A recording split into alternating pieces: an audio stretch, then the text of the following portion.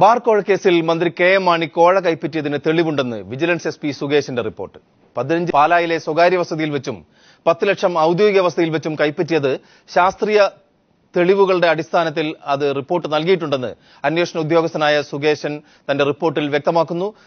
സുകേശിന്റെ വസ്തുതാ വിവര report people ടിവിക്ക് ലഭിക്കുകയും ചെയ്തു. ഈ വിഷയവുമായി ബന്ധപ്പെട്ട് നമ്മുടെ ചർച്ചയിൽ പങ്കെടുക്കാനായി ഡോക്ടർ ബിജു രമേശ് ചേരുന്നു. അതോടൊപ്പം കേരള കോൺഗ്രസിന്റെ നേതാവായ ആന്റണി രാജു നമ്മോടൊപ്പമുണ്ട്. ഫക്രുദ്ദീൻ അലി രാഷ്ട്രീയ നിരീക്ഷകൻ, ഒപ്പം അഭിഭാഷകനായ അഡ്വക്കേറ്റ് ഹരീഷ് വാസുദേവ് നമ്മുടെ ചർച്ചയിൽ ഉണ്ട്.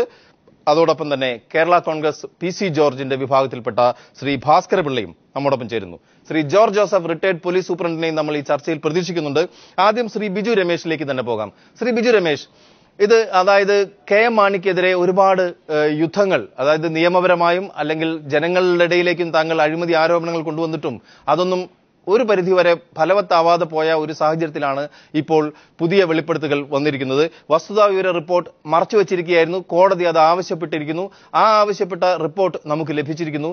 കൃത്യമായി അതിൽ പറയുന്നുണ്ട് കെ എം മാണി 15ഉം 10ഉം 25 ലക്ഷം രൂപ വാങ്ങിയതിന്റെ തെളിവുകളുണ്ടെന്ന്. അങ്ങ് ഈ വൈരുദ്ധ്യം മാത്രമാണ് ചൂണ്ടിക്കാണിച്ചത്. ഈ കേസിൽ ഏതാണ്ട് 300ഓളം സാക്ഷികൾ, 300ൽ പരം സാക്ഷികളുടെ മൊഴിയെടുത്താൽ മുഴുവൻ വൈരുദ്ധ്യങ്ങളാണ്. ഇതിൽ ബാറുടമകളുടെ മൊഴിയെടുത്താൽ ഏതാണ്ട് എല്ലാ മൊഴികളിലും പരസ്പര വിരുദ്ധമാണ്. ഇവിടെ മാണിസാറിന്റെ ഉണ്ണിയുടെയും വൈരുദ്ധ്യം പറയുമ്പോൾ ഞാനൊരു കാര്യം പറയട്ടെ. മാണിസാർ കേരളത്തിലെ ധനകാര്യ വകുപ്പ് മന്ത്രിയാണ്. അദ്ദേഹത്തെ വർഷങ്ങൾക്ക് മുമ്പ് ഏതെങ്കിലും ഒരു ദിവസം ഏതെങ്കിലും ഒരാള് ഏതെങ്കിലും ഒരു ആവശ്യത്തിന് കണ്ടോ എന്ന് ചോദിച്ചാൽ അദ്ദേഹം കണ്ടു എന്ന് പറയാൻ കഴിയില്ല. കാരണം ഒരു മന്ത്രിയെ കാണാൻ, പ്രത്യേകിച്ച് ധനകാര്യ വകുപ്പ് മന്ത്രിയെ കാണാൻ ഒരു ദിവസം ഏതാണ്ട് ശരാശരി 500 പേരാണ് എത്തുന്നത്.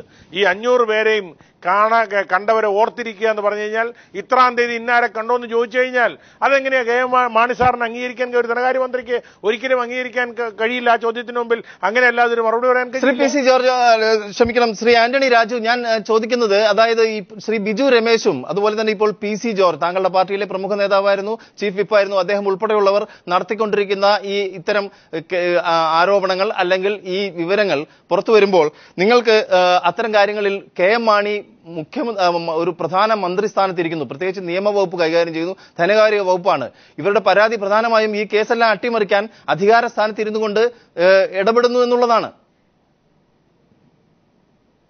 ബിജു രമേശിനെതിരെ ഏറ്റവും വലിയ ആക്രമണം അഴിച്ചുവിട്ട ആളാണല്ലോ ശ്രീ PC ജോർജ് ആണല്ലോ ബിജു രമേശിനെ ഈ കേസിന്റെ കാര്യത്തിൽ അദ്ദേഹം പാർട്ടിയിൽ നിന്ന് പുറത്തു പോകുന്നത് വരെ PC ജോർജ് ആണല്ലോ ഏറ്റവും കൂടുതൽ ബിജു രമേശിനെ ആക്രമിച്ചുകൊണ്ടിരുന്നത്. ഇപ്പോൾ PC ജോർജ് പാർട്ടിയിൽ നിന്ന് ഏതാണ്ട് സസ്പെൻഡ് ചെയ്യപ്പെട്ട് നിൽക്കുന്നു. അദ്ദേഹത്തിന്റെ ചീഫ് വിപ്പ് സ്ഥാനം നഷ്ടപ്പെട്ടു. അദ്ദേഹത്തിന്റെ പാർട്ടിയിൽ ഉണ്ടായിരുന്ന എല്ലാ സ്ഥാനങ്ങളും നഷ്ടപ്പെട്ടപ്പോൾ സ്വാഭാവികമല്ലേ അതിനുശേഷം അദ്ദേഹം പാർട്ടി നേതാവിനെതിരെ ആ വൈരാഗ്യം വെച്ചുകൊണ്ട് പാർട്ടി നേതാവിനെതിരെ പറയുന്നു. ബിജു രമേശിന് ഈ കാര്യത്തിൽ എന്തെങ്കിലും ജനങ്ങളോട് ധാർമ്മികമായ ഉത്തരവാദിത്തമുണ്ട്. അദ്ദേഹം ചെയ്യേണ്ടത് അദ്ദേഹത്തിന്റെ കയ്യിലുണ്ട് എന്ന് പറയുന്ന തെളിവുകൾ, അദ്ദേഹത്തിന്റെ ഇപ്പോൾ ശബ്ദരേഖയുണ്ട്, ദൃശ്യരേഖയുണ്ട്. എന്താ ഇത്രയും നാളായിട്ട്, ഇപ്പൊ മാസം 10 ആയല്ലോ, ഇതുവരെ അദ്ദേഹത്തിന് കൊടുക്കാൻ കഴിഞ്ഞില്ലല്ലോ.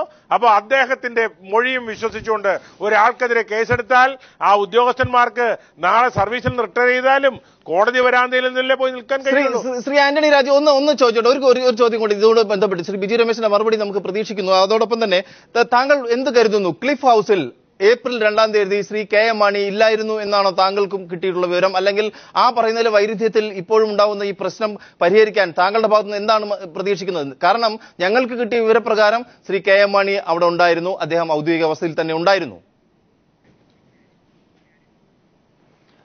ഒന്ന്, നമ്മൾ ഏതൊരു ഇൻവെസ്റ്റിഗേഷൻ നടത്തുന്നതും ക്രിമിനൽ നടപടി ചട്ടത്തിന്റെ അടിസ്ഥാനത്തിലാണ്. നമുക്കറിയാം, അത് വിജിലൻസ് കേസുകളായിരുന്നാലും മറ്റ് ക്രിമിനൽ കേസുകളായിരുന്നാലും അതിന്റെ എല്ലാത്തിന്റെയും നടത്തിപ്പ് എന്ന് പറയുന്നത് ക്രിമിനൽ നടപടി ചട്ടത്തെ ആസ്പദമാക്കിയാണ്. അപ്പൊ ക്രിമിനൽ നടപടി ചട്ടത്തിൽ ഒരു ഇൻവെസ്റ്റിഗേറ്റിംഗ് ഓഫീസർക്ക് ഒരു അന്വേഷണത്തിന് വേണ്ടി കോടതി ചുമതല ഏൽപ്പിക്കുമ്പോൾ ആ അന്വേഷണം പൂർത്തിയാക്കി CRPC 173 അനുസരിച്ചാണ് അദ്ദേഹം ഒരു ഫൈനൽ റിപ്പോർട്ട് ഒരു കോടതിയിൽ സമർപ്പിക്കുന്നത്. CRPC 173ൽ ഒരു ഇൻവെസ്റ്റിഗേഷൻ ഓഫീസറുടെ അധികാരം എന്ന് പറയുന്നത് പരമാധികാരമാണ്. അദ്ദേഹം, നമ്മൾ സാധാരണയായി സുപ്രീം കോടതി തന്നെ പല കേസുകളിലും പറഞ്ഞിട്ടുള്ളത് investigation officer is the king of facts എന്നാണ്. അദ്ദേഹമാണ് വസ്തുതകളെ സംബന്ധിച്ചിടത്തോളം അന്തിമമായ വാക്ക്. അദ്ദേഹത്തിന് നേരിട്ട് കോടതിയിൽ ഇൻവെസ്റ്റിഗേഷൻ ഓഫീസർ കണ്ടെത്തിയ സത്യങ്ങൾ ബോധ്യപ്പെടുത്താനുള്ള ഉത്തരവാദിത്വവും ഒപ്പം ബാധ്യതയുമുണ്ട്. അദ്ദേഹത്തിന്റെ അധികാര പരിധിയിൽ പെടുന്ന കാര്യങ്ങളാണത്. അപ്പോൾ മറ്റേതെങ്കിലും ഒരു ഉദ്യോഗസ്ഥൻ, അദ്ദേഹത്തിന്റെ മുകളിൽ അഡ്മിനിസ്ട്രേറ്റീവ് കപ്പാസിറ്റി ഉള്ള മറ്റേതെങ്കിലും ഒരു ഉദ്യോഗസ്ഥൻ ഉണ്ടെങ്കിൽ, ഇപ്പൊ വിജിലൻസിന്റെ കാര്യത്തിൽ നമുക്കറിയാം CRPC അല്ലാതെ തന്നെ അവർക്ക് വിജിലൻസിൻ്റെതായ ചില പ്രൊസീജിയറുകൾ റൂളുകളുണ്ട്, ചില ചട്ടങ്ങൾ അവർക്ക് പ്രത്യേകമായി അവരുടെ സർക്കുലറുകളുണ്ട്. ആ സർക്കുലർ പ്രകാരം വിജിലൻസിന്റെ അന്വേഷണ പരിധിയിൽ അന്വേഷണ ഉദ്യോഗസ്ഥൻ ഒരു റിപ്പോർട്ട് കോടതിയിൽ സമർപ്പിക്കുന്നതിന് മുമ്പ് അതിന്റെ വിജിലൻസ് ഡയറക്ടറുടെ പെർമിഷൻ ആവശ്യപ്പെട്ടിരിക്കണം. അങ്ങനെ വിജിലൻസ് ഡയറക്ടറുടെ പെർമിഷനോട് കൂടി മാത്രമേ പറ്റുമെങ്കിൽ അവിടുത്തെ നിയമ ഉപദേശകന്റെ നിയമോപദേശത്തോടു കൂടി മാത്രമേ ആ റിപ്പോർട്ടുകൾ ഫയൽ ചെയ്യാൻ പാടുള്ളൂ എന്നാണ് വിജിലൻസുമായി ബന്ധപ്പെട്ട സംസ്ഥാന വിജിലൻസിന്റെ ഉള്ളിലുള്ള ചട്ടങ്ങൾ. പക്ഷേ ഈ ഉള്ളിലുള്ള നിയമങ്ങൾ വെറും സർക്കുലറുകളോ അല്ലെങ്കിൽ കൂടിപ്പോയാൽ ഒരു ഡയറക്ഷനോ ആയി നിലനിൽക്കുകയും സുപ്രീം കോടതി പല കേസുകളിലും പറഞ്ഞിട്ടുള്ളതുപോലെ CRPC 173 പ്രകാരം ഒരു ഇൻവെസ്റ്റിഗേഷൻ ഓഫീസർ കോടതിയിൽ സമർപ്പിക്കുന്ന വസ്തുതകൾ അതിലിടപെടാൻ യാതൊരു തരത്തിലുള്ള അധികാരവും അതിന് മേലിലുള്ള ഡയറക്ടർക്കോ മറ്റു ഉദ്യോഗസ്ഥന്മാർക്കോ ഇല്ല എന്നുള്ളതും കൃത്യമായി സുപ്രീം കോടതി പല കേസിലും പറഞ്ഞിട്ടുണ്ട്.